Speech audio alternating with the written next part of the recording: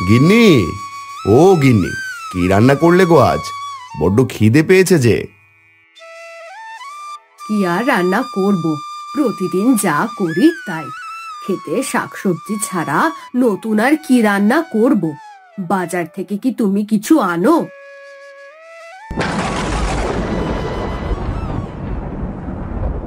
মা দেখো, আকাশে মেঘ ঢাকছে, মনে হয় বৃষ্টি আসবে। বৃষ্টির দিনে ইলিশ ভাজা খেতে নাকি খুব মজা। আমার সব বন্ধুরা এ সময় ইলিশ ভাজা খায়। ও মা, আমিও খাবো ইলিশ মাছ। ছোট মাছই জোটে না, আর ইলিশ? হে তো ব্রাহ্মণ হয়ে চাঁদ ধরার শখ রে মা। প্রত্যেক দিন সবজি খেতে খেতে আর ভালো লাগে না। দুমুঠো ভাত খেলেই মনে হয় পেট ভরে গেছে। সবজি দেখলেই কেমন খিদে মরে যায়। আমি আজ আর খাবোই না। এমনটা করে না আনুমা, এখন খেয়ে নে। রাতে দেখবি তোর বাবা ঠিক আস্ত একটা ইলিশ মাছ আনবে। তাহলে আমি রাতেই খাবো।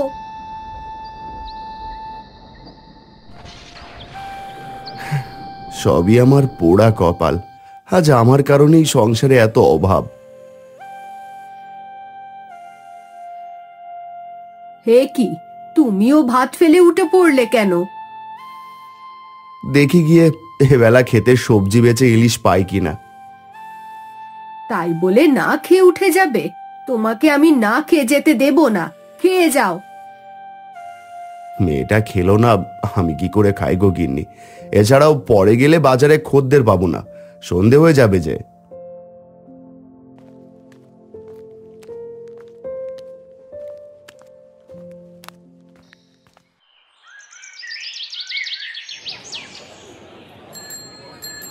যাক, সবজিগুলো ভালোই ভালোই বিক্রি হলো। এবার একটা ইলিশ কিনে নি। তবে যা শুনলাম আজ নাকি ইলিশের চড়া দাম।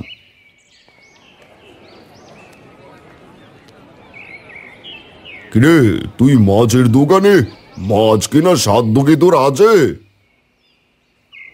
সবজি বিক্রি করে যা টাকা পেয়েছি তা দিয়ে ইলিশ মাছ নিতে এসেছি গো ভাই। মেয়েটা আমার মুখ খুলে কোনোদিনই কিচ্ছু চায় না, আজ প্রথম ইলিশ খেতে চাইলো। পুঁটি মাছ নেওয়ার মরদ নেই আর এসেছে ইলিশ মাছ নিতে, যত সব। তো কত টাকা আছে শুনি? সবজি বিক্রি করে মোট 7 টাকা পেয়েছি গো। জানিস একটা ইলিশের দাম কত? গোটা ইলিশ 12 টাকা, বুঝলি? ভাই, 7 টাকায় কি ছোট ইলিশও দেওয়া যায় না? না না, হবে না, যা তো এখান থেকে তুই। 5 টাকা আমি তোমাকে 2 দিন পর সবজি বিক্রি করে দিয়ে দেব। একটা ইলিশ দাও না গো ভাই। আরে সরো তো ভাই, বেশি জ্ঞান জ্ঞান করো না, খদ্দেরকে আসতে দাও।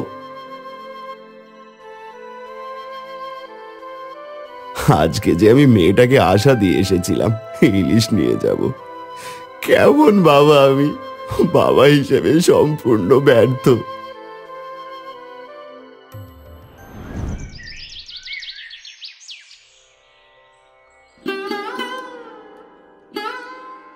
এমন মন মরা হয়ে বসে আছো কেন গো তুমি? কাল থেকেই দেখছি কোনো কথা বলছো না, ঠিক মতো খাচ্ছ না। কি হয়েছে তোমার? ডাক্তার কি বলে গেল? আনু সুস্থ কবে হবে? জ্বর তো কমেনি দেখছি, সেই কাল রাত থেকে জ্বর। ডাক্তার বলল আনুর শরীর খুব দুর্বল, খাওয়া দাওয়া করে না একদম, নারীর গতি কমে গেছে, তাই সুস্থ হতে সময় লাগছে, ভালো মন্দ খাওয়াতে হবে। আহা গো, মেয়েটা বলেছিল ইলিশ ভাজা খাবে, আমি তাও এনে দিতে পারিনি। এসব নিয়ে মন খারাপ করে থেকো না তো। মেয়ে কি না কি চাইলো, তার জন্য উনিও মুখ গোমরা করে বসে রইলেন। ও সুস্থ হয়ে যাবে। বলি কি, এখন খেতে যাও। কাল রাত থেকে তো টানা মুষলধারে বৃষ্টি হচ্ছে, সবজি গাছগুলো হয়তো নেতিয়ে পড়েছে, একটু দেখে এসো। হ্যাঁ, বৃষ্টিও কমে এসেছে, কিছুটা সবজি গাছগুলো দেখে আসি। এটাই তো আমাদের একমাত্র উপার্জনের ভরসা।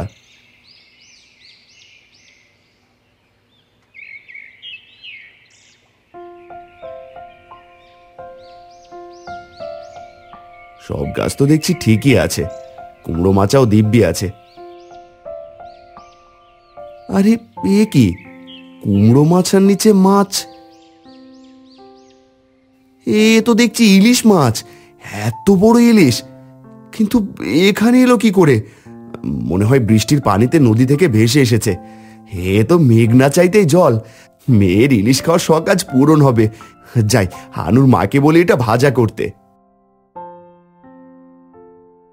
দয়া করে আমাকে ধরো না, বৃষ্টির পানিতে থাল সামলাতে না পেরে ভেসে আমি এখানে এসেছি। দয়া করে আমায় মেরো না।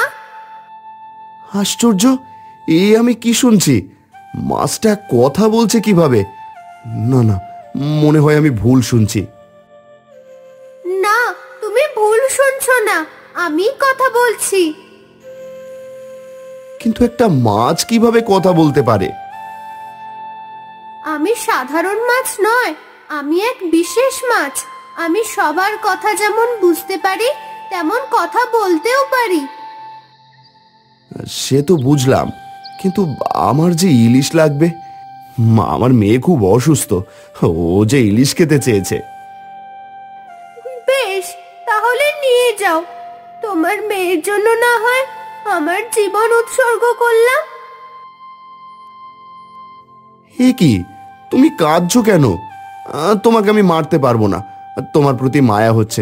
আমি না হয় ধরে নেবো আমি তোমাকে দেখিনি। আমার মেয়ে না হয় সবজি খাবে, তোমাকে আমি নদীতে ছেড়ে আসবো। সত্যি সত্যি তুমি আমাকে ছেড়ে দেবে? হ্যাঁ।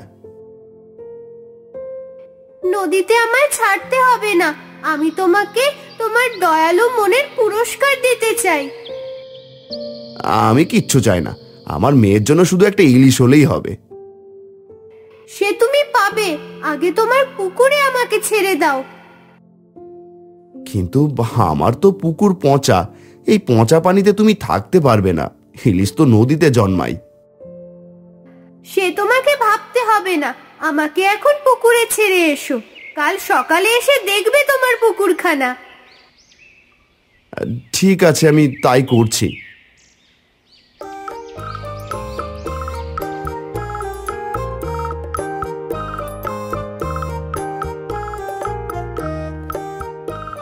গিন্নি, এক গ্লাস পানি দাও তো আমায়।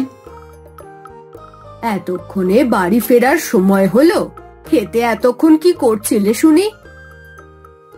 চিন্তা করুন আনুর মা, আজকে এক অদ্ভুত কাণ্ড হয়েছে জানো। তা যদি সত্যি হয় তাহলে আমাদের আর অভাব থাকবে না।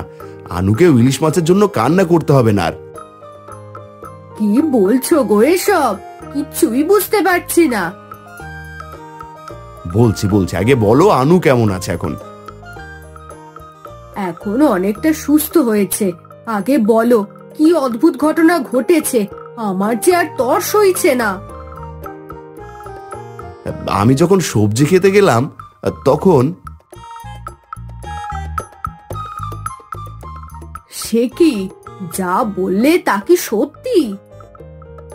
সত্যি নাকি মিথ্যে তা কাল সকালেই টের পাবে।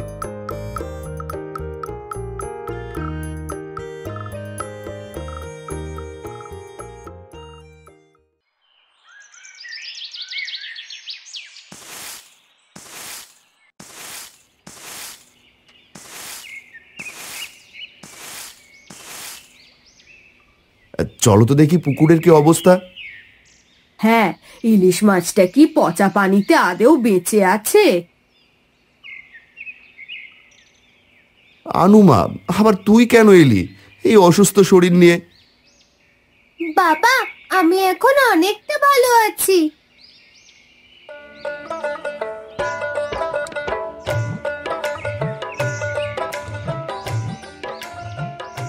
দেখ পুকুর, কতগুলো ইলিশ! এই সত্যি আমার বিশ্বাস হচ্ছে না, পচা পুকুরে ইলিশ কিভাবে সম্ভব? বাবা, এখন থেকে আমরা ইলিশ খেতে পারবো। এগুলো বাজারে বিক্রি করে ভালো জীবনযাপন করতে পারবো। হ্যাঁ রে মা, তুই ঠিকই বলেছিস। শোনো, আজ আমি ইলিশের ভাজা করব আর খিচুড়ি। সত্যি মা, তুমি ইলিশ ভাজার খিচুড়ি করবে? আজ তো আমি পেট পুরে খাবো। আচ্ছা, আমি বরং বাজারেও কিছু ইলিশ বিক্রি করতে যাই। আচ্ছা যাও, তাড়াতাড়ি আসবে কিন্তু, দুপুরে একসাথে ইলিশ দিয়ে খিচুড়ি খাবো।